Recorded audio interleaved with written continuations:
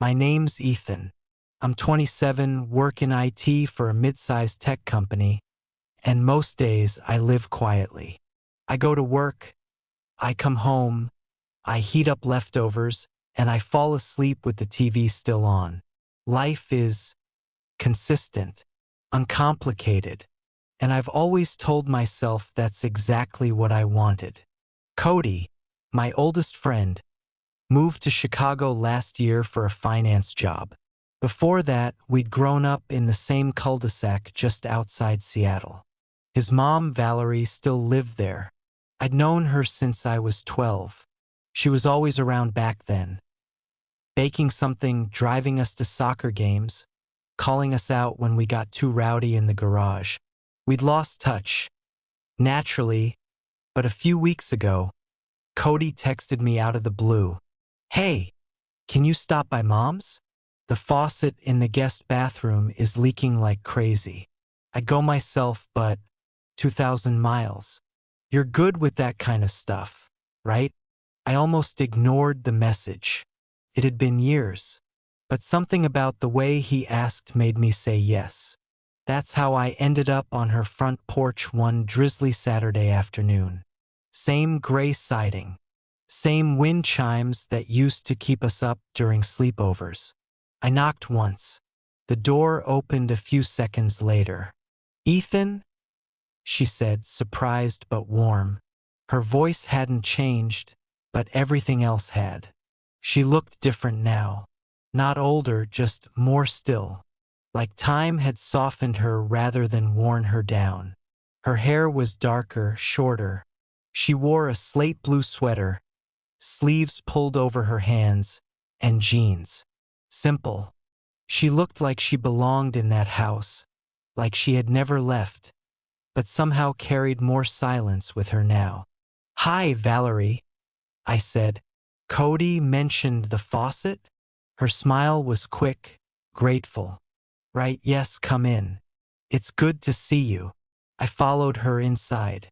The house smelled like cinnamon and something herbal. Tea, probably. Everything was tidy, but lived in. The kind of neat that happens when someone's used to being alone. She led me down the hall to the guest bathroom. The faucet really was leaking. A steady drip, pooling across the porcelain basin. "You didn't have to drop everything," she said. "It's no trouble," I replied, crouching under the sink.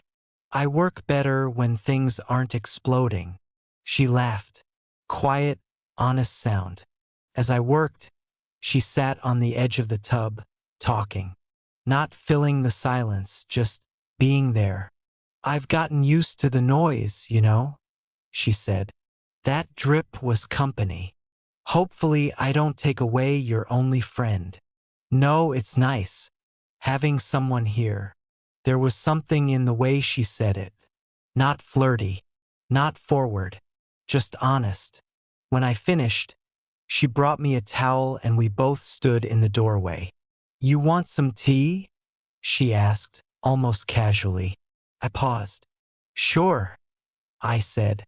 The kitchen hadn't changed much. Same tile, same layout. But now the walls were a softer color, and plants sat along the windowsill. A teapot steamed on the stove. Valerie moved comfortably, like this was a space that belonged entirely to her. We sat at the small round table.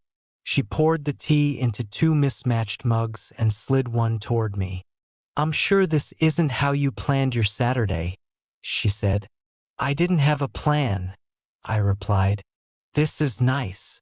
She smiled again, looking down at her tea. "It's strange," she said after a moment. "This house used to be so loud. Boys everywhere. Cody and his friends. Music, shouting, crashes. Sometimes I miss it." "I remember," I said. "You were always telling us to take our shoes off. You never listened." "I always listened," I said. "I just didn't obey." That made her laugh again. Her smile lingered longer this time. "You've changed," she said quietly. So have you. She looked up, met my eyes. Then, just as quickly, looked away. I like tea more now, she said, changing the subject. And silence. But not always. There was a long pause. Not uncomfortable, just full. Then she stood, reaching for the kettle again. I'll warm the pot. I should probably get going soon, I said. Didn't mean to overstay. She turned back, holding the kettle in one hand. It's just tea, she said. Then she hesitated, added, unless you stay longer. I looked at her then, really looked at her. And though she smiled faintly, her eyes said more than the words ever could. That night, I lay in bed thinking about the moment. The way she said it, how she stood there in that quiet kitchen, the small pause before her voice shifted. I tried telling myself it was just a kind offer, polite gesture, but something about it stuck, like an open-ended invitation I hadn't fully answered. And I found myself wondering, if I stayed, what would have happened? The following week passed like any other.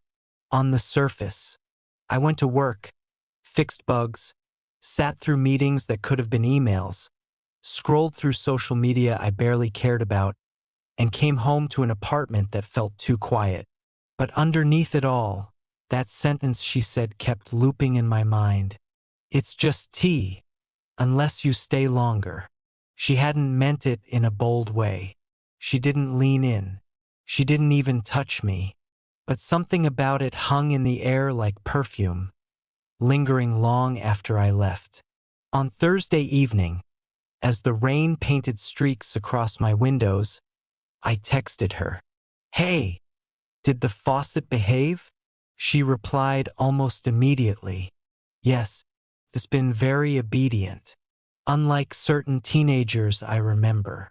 I smirked, then typed, I can stop by Saturday. Check on the rest of the plumbing.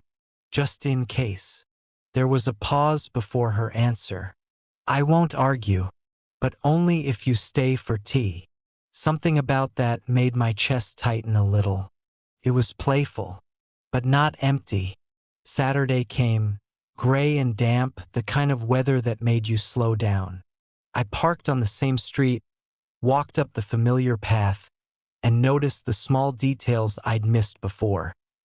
The trimmed hedges, the wreath on the door, the faint scent of rosemary from the planter box near the steps. I knocked once. She opened the door a second later, like she'd been waiting just behind it. Ethan, she said, stepping back to let me in. She wore a cream cardigan and dark jeans, her hair tucked behind her ears.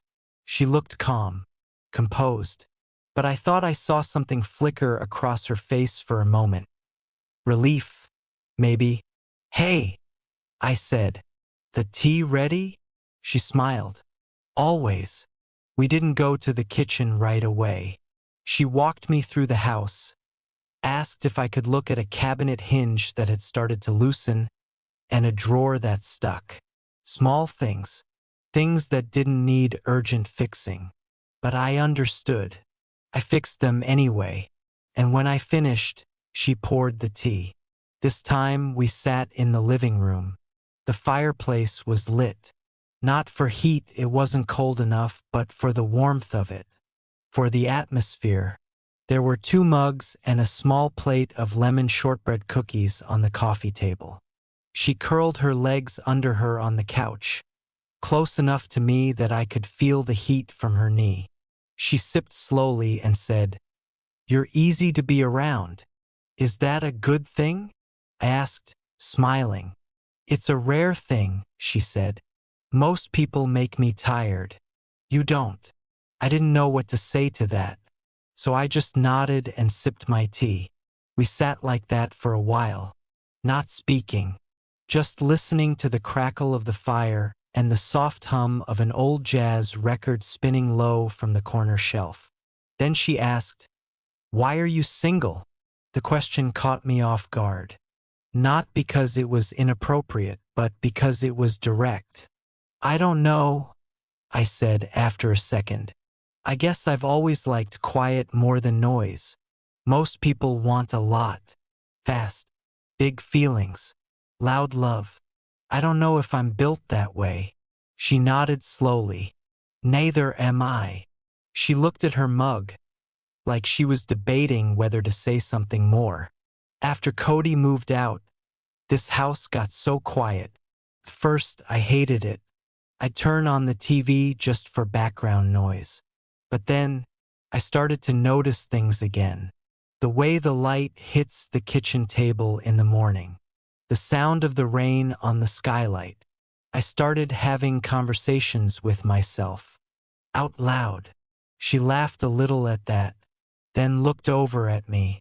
But eventually, even the conversations stopped. I said nothing.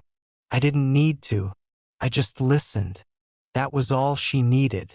After we finished our tea, she stood and gathered the mugs. You want more? She asked. Sure. She disappeared into the kitchen. I sat there, staring into the fire. My fingers tapped my knee unconsciously, like my body was preparing for something before I even knew what.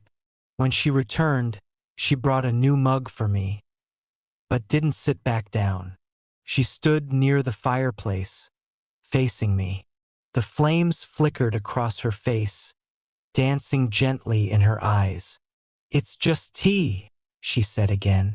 Her voice was soft, but the meaning beneath it had changed. I looked up at her. Unless, she added, trailing off. I stood up slowly, mug still in hand, took one step toward her. Unless I stay longer? I said. She held my gaze, lips parting just slightly. Yes, she said, barely above a whisper. There was a long silence between us, like both of us were suspended in a moment that hadn't decided which way it wanted to go. Then I asked, Do you want me to? Her answer didn't come in words. She took one step closer and gently placed her hand on my chest, just over my heart. I do, she said finally, and that was it. We didn't rush. We didn't even touch again for a long time. She sat down slowly on the edge of the couch and I sat beside her. The fire crackled softly behind us. The tea went cold in our mugs. We talked about nothing and everything, about what we were afraid of, about what we missed, about what we didn't know how to name. And that night when I left, it was late, very late. But she stood at the door and said, You can always stay. You know that, right? I nodded. I think I do now. She watched me walk to my car from the doorway, arms folded. When I looked back, she hadn't moved. The porch light stayed on long after I drove away. I didn't go back for a few days after that night. Not because I didn't want to, but because I needed to breathe, to think, to figure out what was happening between us before I found myself too far inside it. But silence has a way of growing heavier when it follows something meaningful. Her voice, the firelight on her skin, the way she said, I do. It all kept playing over and over in my head like a scene I couldn't let go of, and I didn't want to let go. That Friday evening, I drove straight from work to her house. I didn't text. I didn't call. I didn't even know what I'd say when I knocked. But part of me hoped I wouldn't have to. The porch light was on. The living room window glowed with warm amber light. A familiar kind of welcome. I knocked once. The door opened almost instantly. Valerie stood there in a soft knit sweater that fell just below her waist and dark leggings. Barefoot, hair down. She didn't look surprised, just still. You came, she said. I didn't want to wait. Then don't. She stepped aside, and I walked in. The air in the house was warm and scented faintly with something herbal, lavender or sage. Maybe. A record played low in the background, something slow and atmospheric. The fireplace was already lit. We didn't sit this time. She stood in the living room with one arm resting loosely across her waist, the other holding a mug of tea. She looked at me for a long moment, then said, "I didn't make extra, but I can get you some." "I'm not here for tea," I said. Her breath caught a little at that, but she didn't look away. "I know." We didn't move for a while. I just stood across from her, watching the way the light danced in her eyes. There was a stillness in the room, like the moment before thunder. Everything suspended, just waiting for the strike. She finally set the mug down on the end table and walked slowly toward me. One step, then another, and then she stopped right in front of me, so close I could feel the warmth radiating from her skin. "You sure?" she asked softly. Not teasing, not testing, just real. "I've never been more sure of anything," I said, and I meant it. We didn't rush. She reached up, slowly, brushing her fingers along the edge of my jaw like she was tracing something she'd memorized from a distance. Her thumb lingered near the corner of my mouth. I turned slightly, kissed it without thinking. Then her hand slid to the back of my neck, and I leaned in. Our lips met softly, carefully, almost hesitantly at first. The kind of kiss that asks, "Are you sure?" The kind of kiss that doesn't need a verbal answer. When I deepened it, she didn't pull away. Her hands clutched my shirt. My fingers found the curve of her waist. The kiss became warmer, more certain, until all the time and distance we'd pretended existed melted between us. The blanket fell from the couch when we moved toward it. We didn't notice. It wasn't just about wanting her. It was about being wanted by someone who saw me, understood me, and invited me into her world, not because she needed to fill space, but because she wanted me there. We moved slowly, gently, carefully, as if every second mattered. She guided my hand across her skin like she had nothing to hide, nothing to apologize for, and I touched her like I'd been waiting to breathe for years. Her body folded into mine, legs tangled, breath soft and uneven. It was quiet, but not awkward. It was full of emotion, but not chaos. Felt like being home in a place I'd never lived in before. Afterward, we didn't say anything for a long time. She rested her head on my chest, fingers tracing absent lines on my ribs. I stared up at the ceiling, watching the shadows shift from the flickering firelight. Her voice finally broke the silence. "That wasn't just tea." "No," I said, wrapping my arm more tightly around her. "It wasn't." She lifted her head and looked at me. Her expression was calm, but I saw the questions in her eyes. "What now?" I didn't have the answer. Not really. But I said what I meant. "We see where this goes. We don't pretend it didn't happen." She nodded slowly. That's all I needed to hear. She curled back into me. I closed my eyes, held her, listened to her breathing slow into rhythm. It was past midnight when I finally got up. We both knew I couldn't stay the night. Not yet. Not with her world still tied to Cody and mine still floating somewhere undefined. But as I slipped on my jacket, she stood barefoot in the hallway and watched me. "I'll see you tomorrow?" I asked. She tilted her head. "I was hoping you'd ask that." I smiled. Then she said, half whispering, "It's just tea unless." I stepped closer, kissed her again, slowly, deeply, then said, "I know." The next morning, I woke up early even though I hadn't slept much. My apartment felt different after being in her house, colder, more hollow.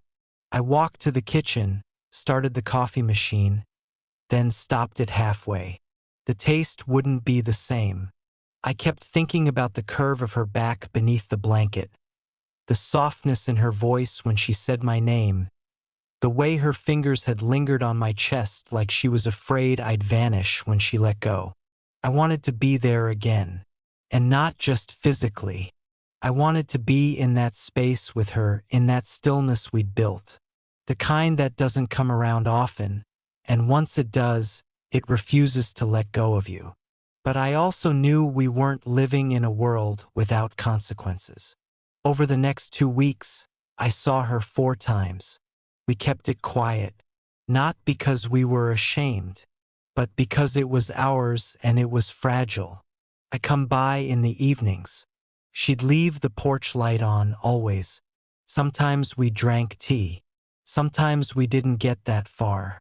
There were quiet dinners, soft music, nights when we didn't speak much, just lay on the couch, my hand resting on her knee, her head tucked into the space beneath my chin like she belonged there. And she did. She really did. But the risk started creeping in. One night, I parked farther down the block after seeing her neighbor out watering plants. Another evening, she froze mid-laugh when her phone buzzed. Cody texting something casual from Chicago. I keep thinking what he'd say, she admitted that night. If he knew. I didn't answer right away. Then I said, I don't think this is something to be ashamed of. She nodded slowly. I know, but that doesn't make it easy. We sat in silence after that, but it wasn't the good kind. Things began to change in small ways. She stopped texting me first. Not always, but enough for me to notice. Sometimes she'd say she was tired, or that she had work early. Once she told me not to come at all. Said the oven guy was stopping by, and she didn't want overlapping visits. That one stung.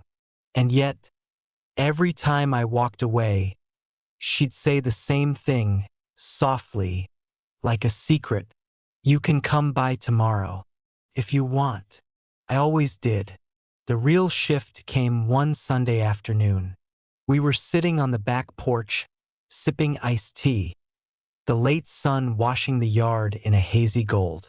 Valerie wore a light dress, her bare feet resting on the rail. I was telling her a story from work, something small and dumb, when I saw her suddenly grow still. What? I asked.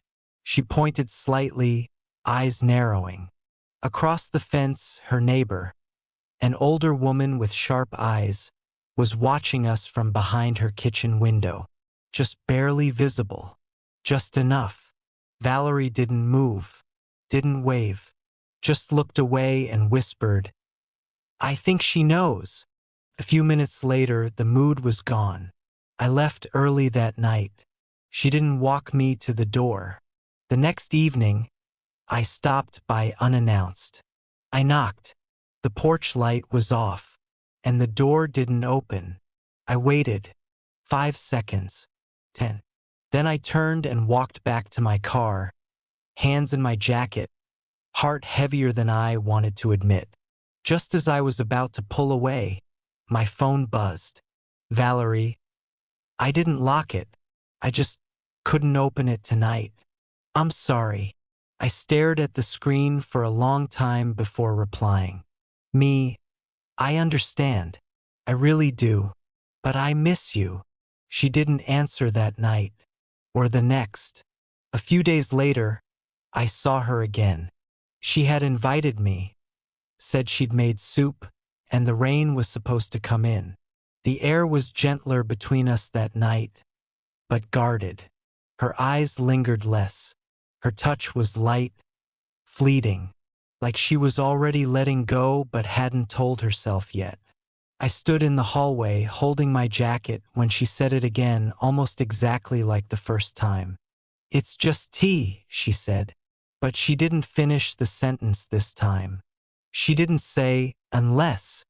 I smiled, trying to keep my voice steady. Unless I stay longer? She gave a small smile, then looked down.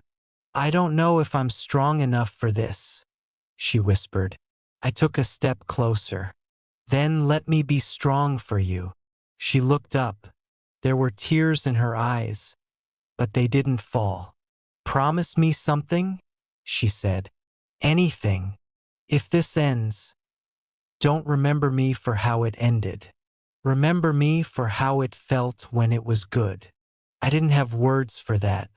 I just nodded. That was the last night I stayed. We didn't say goodbye. We didn't need to. The next time I drove by her street, the porch light was off, but there was a soft lamp glow behind the curtains. The window she used to read by. I didn't stop, but I thought of her every block after. Weeks passed. Then, one evening, long after I'd stopped expecting it, I got a text. Valerie, I made tea. You don't have to come in. But I just wanted you to know. The doors unlocked. I stared at the message and smiled. Some invitations never stop meaning something.